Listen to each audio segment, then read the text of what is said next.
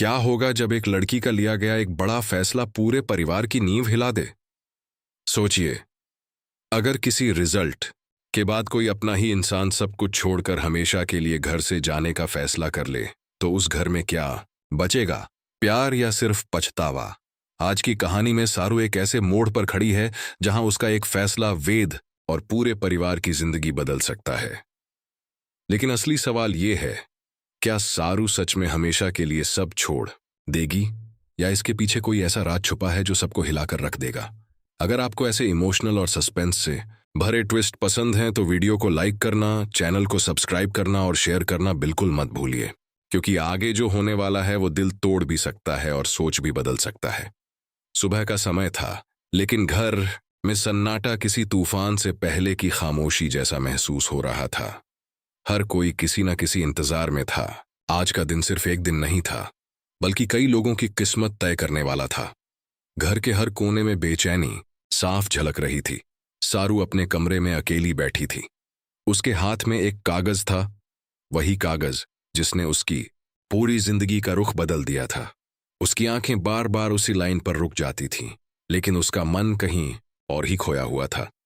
चेहरे पर भाव इतने भारी थे जैसे अंदर कोई बहुत बड़ा तूफान चल रहा हो। उसे याद आ रहा था हर वो पल जो उसने वेद और इस परिवार के साथ बिताया था। हंसी, लड़ाई, भरोसा, सब कुछ एक एक करके उसके दिमाग में घूम रहा था। लेकिन आज सब कुछ एक अलग मोड़ पर आ गया था। दूसरी तरफ घर में हलचल शुरू हो चुकी थी। वेद बाहर से अंदर आया था। उसके चेहरे पर भी तनाव साफ दिखाई दे रहा था। जैसे ही उसने घर में कदम रखा, उसे महसूस हुआ कि माहौल सामान्य नहीं है। वेद ने धीरे से पूछा, सब लोग ऐसे क्यों हैं? क्या रिजल्ट आ गया? लेकिन किसी ने जवाब नहीं दिया।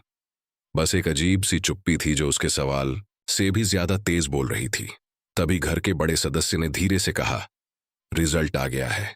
वेद एक पल के लिए रुक गया। उसके चेहरे पर हल्की राहत और डर दोनों साथ थे। उसने पूछा, तो सारू कहाँ है? इसी सवाल ने माहौल और भारी कर दिया। सारू धीरे धीरे सीढ़ियों से नीचे उतर रही थी। हर कदम ऐसा लग रहा था जैसे वह किसी फैसले की तरफ नहीं, बल्कि किसी दूरी की तरफ बढ़ रही हो। वेद की नजर जैसे ही उस पर पड़ी, वह थोड़ा आगे बढ़ा। सारू, तुम ठीक हो? क्या हुआ? लेकिन सारू चुप थी। उसकी आंखों में आंसू थे, लेकिन वह गिर नहीं रहे थे। जैसे वो खुद को रोक रही हो, या शायद किसी बड़े दर्द को अंदर दबा रही हो। वेद ने फिर पूछा, रिजल्ट कैसा रहा? इस बार सारू रुकी। उसने हाथ में पकड़ा कागज आगे बढ़ाया, लेकिन उसे वेद को नहीं दिया। बस धीमी आवाज में कहा, रिजल्ट सिर्फ एक कागज नहीं होता वेद, कभी कभी ये जिंदगी का फैसला होता है। ये सुनकर वेद चुप हो गया। घर के बाकी लोग भी पास आ गए। हर किसी की नजर अब सारू पर थी। तभी एक आवाज आई, तो क्या फैसला हुआ? सारू ने गहरी सांस ली, और जो उसने कहा उसने पूरे घर को हिला दिया। मैं जा रही हूं, हमेशा के लिए। कुछ सेकंड के लिए जैसे हवा भी रुक गई। वेद का चेहरा पूरी तरह बदल गया। उसने तुरंत कहा, ये तुम क्या कह रही हो? कहां जा रही हो और क्यों? लेकिन सारू ने उसकी तरफ देखा तक नहीं। उसकी आवाज में दर्द था, लेकिन फैसला पक्का था। कुछ फैसले समझाने के लिए नहीं होते, बस लेने पड़ते हैं। घर में हलचल मच गई। कोई उसे रोकने की बात कर रहा था, कोई समझाने की कोशिश कर रहा था, लेकिन सारू के चेहरे पर एक अजीब सी मजबूती थी, जैसे उसने अंदर ही अंदर बहुत कुछ खो दिया हो। वेद आगे बढ़ा और धीमे स्वर में कहा, अगर कोई बात है तो मुझसे कहो, ऐसे मत जाओ। सारू ने पहली बार उसकी तरफ देखा और बस इतना कहा, कभी कभी साथ में रहकर भी लोग साथ नहीं होते वेद।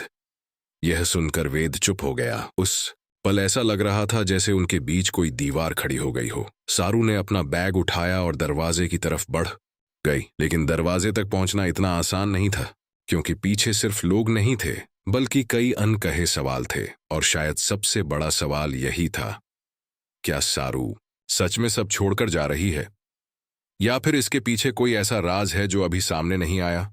दरवाजा खुला रह गया था, और हवा का हल्का झोंका अंदर के सन्नाटे को और भारी बना रहा था। सारू अब दरवाजे के पास खड़ी थी, लेकिन उसके कदम आगे नहीं बढ़ रहे थे। ऐसा लग रहा था जैसे वह इस घर से नहीं, बल्कि अपने अंदर चल रही किसी लड़ाई से बाहर निकलने की कोशिश कर रही हो। वेद अब भी वहीं खड़ा था। उसकी आंखों में सवाल थे, लेकिन आवाज कहीं खो चुकी थी। उसने धीरे से कहा, सारू, बस एक बार बता दो, क्या हुआ है? अचानक ऐसा फैसला क्यों? लेकिन सारू चुप थी। उसकी उंगलियां बैग के हैंडल को कसकर पकड़े हुए थीं, जैसे वह खुद को गिरने से रोक रही हो। घर के बाकी लोग भी पास आ चुके थे। किसी को कुछ समझ नहीं आ रहा था। सबके चेहरे पर सिर्फ एक ही सवाल था, आखिर इतनी बड़ी बात अचानक कैसे हो गई? तभी सारू ने धीरे से कहा, कभी कभी सच बताना आसान नहीं होता, क्योंकि सच रिश्ते तोड़ देता है। यह सुनकर वेद का दिल जैसे एक पल के लिए रुक गया। उसने आगे बढ़कर कहा, अगर कोई सच है तो मुझसे छुपा क्यों रही हो? सारू ने उसकी तरफ देखा। उसकी आंखों में आंसू थे, लेकिन आवाज में अब भी मजबूती थी।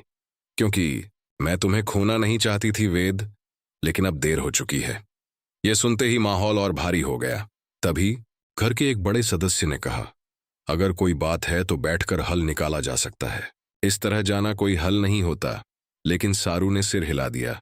कुछ चीजों का हल बातों से नहीं निकलता। उसी पल दूर से एक आवाज आई, तो क्या तुम सच में जा रही हो?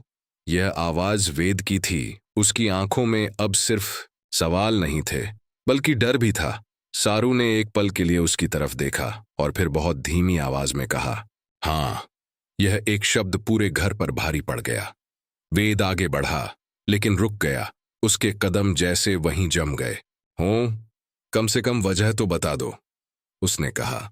सारू ने गहरी सांस ली और धीरे से बोली, क्योंकि अगर मैं रुक गई तो बहुत देर हो जाएगी। यह सुनकर वेद पूरी तरह टूटने लगा, लेकिन वह समझ नहीं पा रहा था कि वह किस बात की देर की बात कर रही है। तभी अचानक बाहर गाड़ी की आवाज आई। सारू ने दरवाजे की तरफ देखा, जैसे उसे अब जाना ही होगा। वेद ने आखिरी बार कोशिश की, सारू, प्लीज मत जाओ। उसकी आवाज में पहली बार कमजोरी साफ दिखी, लेकिन सारू अब मुड़ चुकी थी। उसने धीरे से कहा, कभी कभी किसी को छोड़ना ही सबसे बड़ा प्यार होता है। और वह बाहर निकल गई। दरवाजा पीछे रह गया, लेकिन सवाल अंदर रह गए। गाड़ी धीरे धीरे दूर जाने लगी। वेद वहीं खड़ा देखता रहा, जैसे उसकी दुनिया उसके सामने से दूर जा रही हो। लेकिन असली ट्विस्ट अभी बाकी था।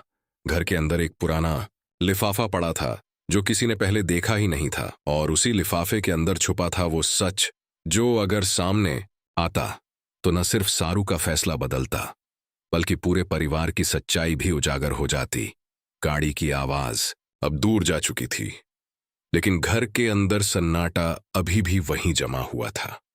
सबको लग रहा था कि कहानी खत्म हो गई है, लेकिन सच में यह सिर्फ एक मोड़ था, अंत नहीं। वेद वहीं खड़ा था, जैसे उसकी दुनिया वहीं थम गई हो। उसकी आंखें उस रास्ते को देख रही थीं जहां सारू चली गई थी, लेकिन उसके हाथ में अब भी कुछ नहीं था, न जवाब, न वजह। तभी घर के अंदर हल्की सी हलचल हुई। वो पुराना लिफाफा, जो पहले किसी ने नहीं देखा था, अचानक जमीन पर गिरा। एक छोटे बच्चे ने उसे उठाया और कहा, ये क्या है? वेद की नजर उस लिफाफे पर पड़ी। उसने तुरंत उसे छीन लिया, और जैसे ही उसने उसे खोला, उसके चेहरे का रंग बदल गया। लिफाफे के अंदर कुछ कागज थे, और उन कागजों पर लिखा हुआ सच ऐसा था जिसने सब कुछ हिला दिया। वेद की आवाज कांप गई, ये तो रिजल्ट नहीं है। घर के सभी लोग पास आ गए। वेद ने धीरे धीरे पढ़ना शुरू किया। हर शब्द के साथ उसका चेहरा और टूटता जा रहा था। असल में यह कोई साधारण रिजल्ट नहीं था। यह एक ऐसी रिपोर्ट थी जो यह साबित कर रही थी कि सारू ने जो फैसला लिया, उसके पीछे एक बहुत बड़ा सच छुपा था। उस पर लिखा था कि कुछ हालात ऐसे थे जिन्हें वह किसी से बता नहीं सकती थी, और अगर वह रुकती तो किसी और की जिंदगी खतरे में पड़ सकती थी। यह सुनकर घर में हर कोई चुप हो गया। वेद के हाथ से कागज गिर गया। उसकी आंखों में आंसू थे। अब उसे समझ आ रहा था सारू क्यों गई, लेकिन अब बहुत देर हो चुकी थी। वो जा चुकी थी। वेद ने तुरंत बाहर की तरफ दौड़ लगाई।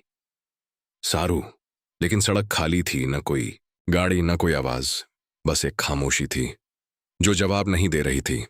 वेद वहीं गिर पड़ा, और पहली बार उसे एहसास हुआ कि उसने उसे सिर्फ खोया नहीं, बल्कि शायद गलत समझ लिया था। घर के अंदर अब सन्नाटा बदल चुका था। अब वो गुस्से का नहीं, पछतावे का सन्नाटा था। कुछ देर बाद एक हल्की आवाज आई। एक फोन कॉल। वेद ने उठाया। दूसरी तरफ एक अनजान आवाज थी, अगर सच जानना है तो सारू को ढूंढना मत, उसके पीछे की कहानी ढूंढो।